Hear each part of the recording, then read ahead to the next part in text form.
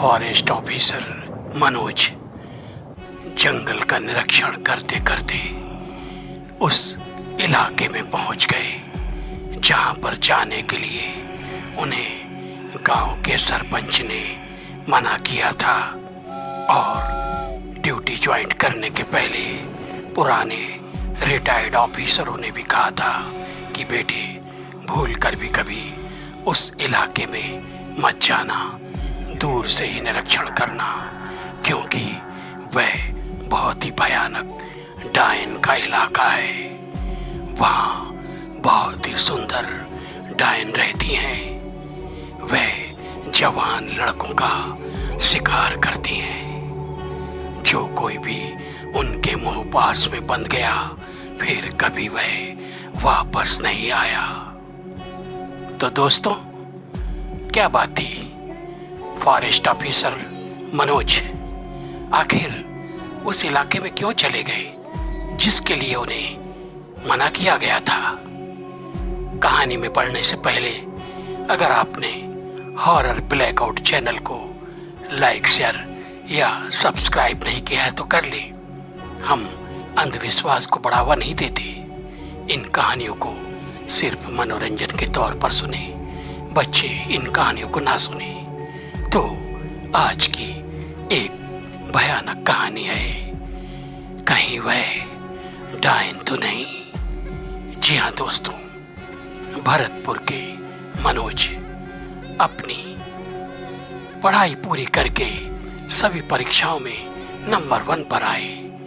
उन्होंने फॉरेस्ट की एक परीक्षा पास कर ली थी और उन्हें मनचाहे इलाके में नियुक्ति मिल चुकी थी, चंपावन। जी हाँ दोस्तों, चंपावन के घने वीरान जंगल कई हेक्टरों में फैले हुए, कहीं तो वह इतने सुंदर और कहीं इतने भयानक कि रात तो क्या दिन में भी कोई वहां नहीं जाता था। कहते हैं एक इलाका ऐसा है जिसके अंदर रात के समय बहुत ही सुंदर डायन आती है। बड़े बड़े झूलों में वह वहां झूला झूलती हैं। अगर भूले से उस इलाके में कोई पहुंच जाए तो फिर वह उनके मुंह पास में बन जाता है। वह उन्हें कई दिनों तक अपने साथ रखती हैं, अपनी इच्छाएं पूर्ण करती हैं। उसके बाद उन्हें हमेशा के लिए ऊपर पहुंचा देती हैं। मनोज बहुत प्रसन्न थे। वह अपने घर से यह बोलकर निकले, बाबूजी जाता हूँ, नौकरी ज्वाइन कर लेता हूँ और जैसे ही जगह शिफ्ट हो जाएगी, अगर कोई अच्छी जगह मिल गई मुझे तो अपने परिवार को भी लेता जाऊंगा। जब तक आप लोग ध्यान रखिएगा। उनके पिताजी ने कहा, बेटे वह तो सब ठीक है, हमें अपनी चिंता नहीं है, हमें तेरी चिंता है।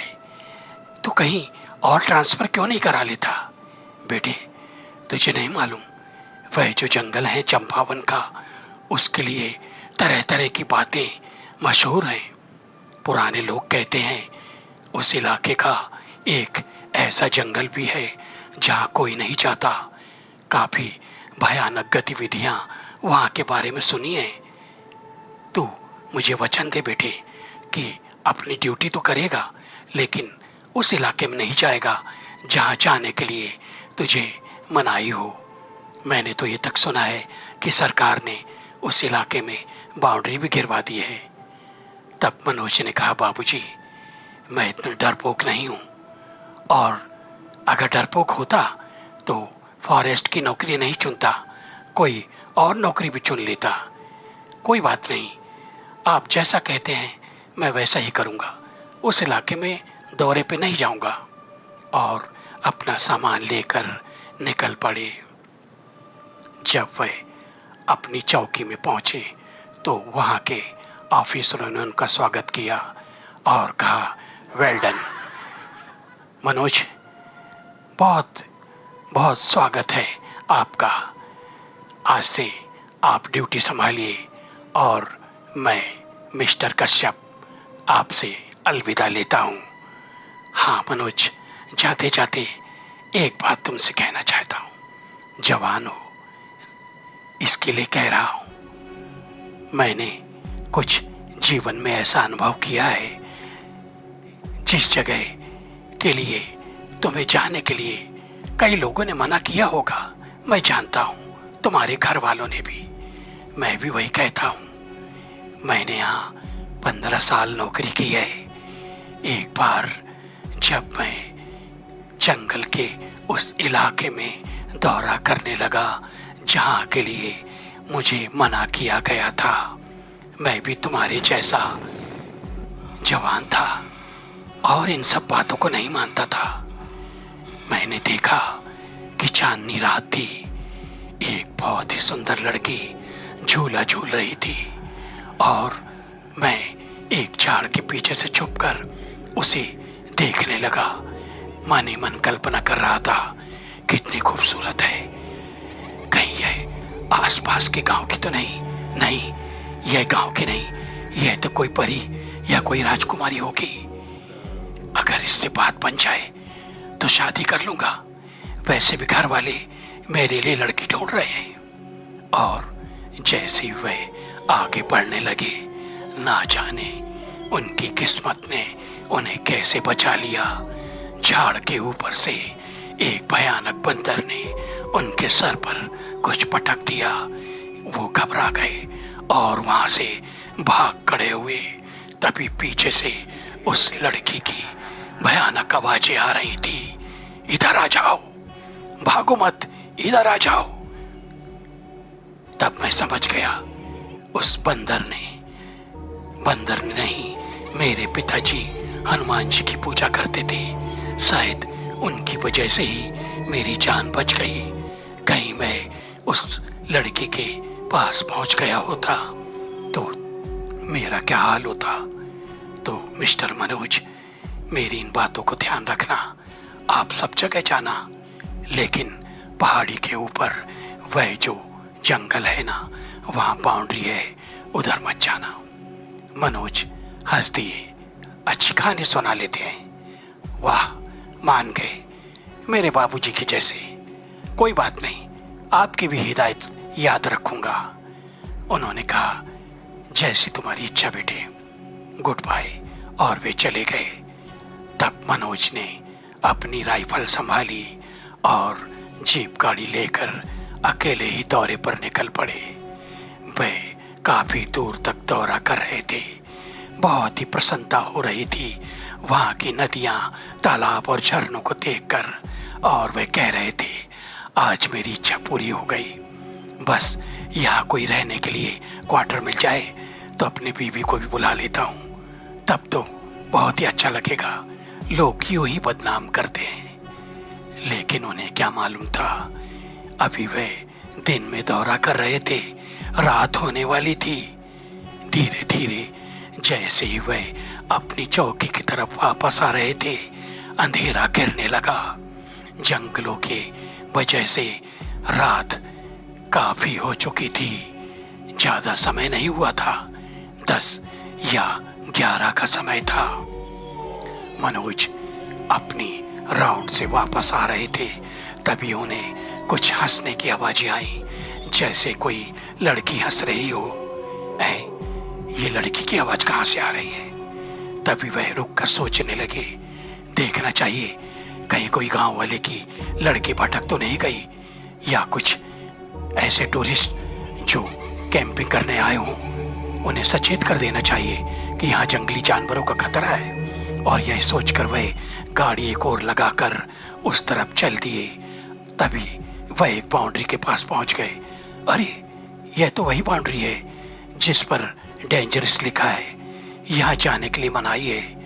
तभी उनकी निगाह एक लड़की पर गई। वह झूला झूल रही थी, बहुत ही सुंदर लड़की। वह एकटक उसे निहारने लगी। अरे, इतनी खूबसूरत लड़की यहाँ कैसे पहुंच गई? हो सकता है किसी जमींदार की बेटी हो, पर इतनी रात को क्या कर रही है? चलना चाहिए, इसे सचेत कर देता हूँ। तभी उस लड़की की निगाह मनोज पर पड़ गई और वह मनोज को देखकर मुस्कुरा उठी। अरे, यह तो मुझे देखकर मुस्कुरा रही है। तभी वह उसके मुंह पास में बंध गए और ऐसे उसकी तरफ बढ़ने लगे जैसे कि पतंग। थोड़ी ही देर में वे उस लड़की के पास पहुंच गए और उस लड़की ने उन्हें अपने गले लगा लिया और फिर वही होना था जिसकी उन्होंने कल्पना नहीं की थी। वह अपनी सुध बुध खो चुके थे और अचानक उस लड़की ने एक विकराल रूप ले लिया और मनोज की गर्दन में अपने पैने दांत गड़ा दिए। मनोज चीख उठे। उनकी चीख की आवाज काफी दूर तक जंगलों में गई। जब वह नहीं पहुंचे थे तो दूसरे ऑफिसर उन्हें ढूंढने के लिए निकल पड़े थे। किस्मत अच्छी थी कि वह इसी इलाके की तरफ आ रहे थे, क्योंकि उन्हें शक था कि वह यहाँ जरूर आए होंगे। ऐसी गलती हर वह नया ऑफिसर करता ही है जो इस इलाके में आ जाता है। वे सीधे उस इलाके में पहुंच ही रहे थे कि एक चीख ने उन्हें अपनी ओर आकर्षित कर लिया। वह चीख थी मनोज की। तुरंत ही उन्होंने फायरिंग शुरू कर दी और अपनी लाइटें ऑन करके उस बाउंड्री का ताला खोलकर अंदर चले गए और देखा कि मनोज वहां बेहोश पड़े थे। उनके गले में एक सुराख था जिससे खून रिस रहा था। वे सब उन्हें उठा लाए और अस्पताल में भर्ती करा दिया गया। कई दिनों तक इलाज करने के बाद जब मनोज को होश आया तो उनके रोंगटे खड़े हो गए और उन्होंने कहा, वो सच सच कहा था, वह सच में डायन थी और वह बेहोश हो गए। तो कहते हैं ना दोस्तों, कुछ कुछ बातें होती हैं जिसके लिए अनुभवी लोग और ऐसे लोग जिन्होंने जीवन में काफी ऐसे मोड़ देखे हों जिससे वह गुजर चुके हों, हमें बताते हैं तो कुछ बातें हमें मान लेनी चाहिए। हाँ, ये बात जरूर है कि हमें अंधविश्वास को बढ़ावा नहीं देना चाहिए, लेकिन कुछ बातों के बारे में आज विज्ञान भी शोध कर रहा है। कहानी अच्छी लगी हो तो अपनी राय अवश्य देना। फिर मिलेंगे।